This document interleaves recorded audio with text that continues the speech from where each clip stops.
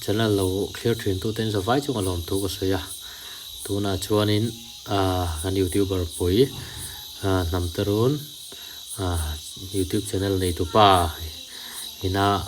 YouTube atanga lo atanga in sakte YouTube lo zong po ani lo te met ya hi ka mu fuwa alom pui le tu ka chu wangin alo rek ton tu na a video hi lo en tan te in zara hay in te kan din chau be a kalom le maya heng te wang hian tun kha chau bik chu video pokaran nei mu mal thei lo a hei kala pai lo khop maya buai thak ve ang reng khop maya mystery te kan roi lem lova ma ni ti in ti hian ha sara ati dana hana subscriber te channel en2 te ani ngai ka ringa alom puyom khop me tiang in le lo thatak mai YouTube kal tang te a lo din te hi kalom pui khop me ke ma po hianin kal le na sel tura tu sakna kan hana top la mai ni nge lom thu soina te wen ho ve leang kan manga he ta sin jok ki thum bo kai soi ani chunga ta so hi bo ta pa ngai ani he lo tharo khop mai tai mang lo kianin he hi ka lo mang lo noi da man te hi na khop me a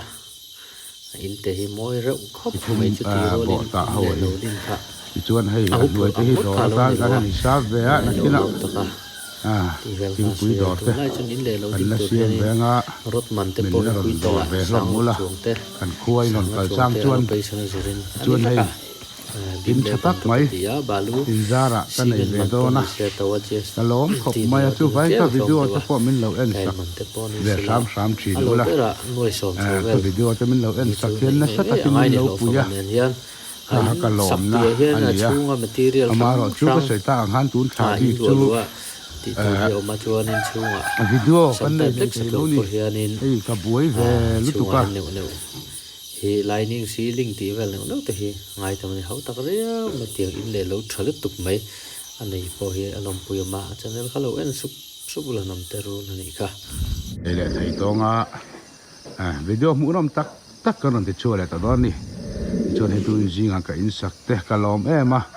kan ron cover ren min lo el sak kan video te min lo fut sak zel turin kan som chewa in na kan nei em big lo bani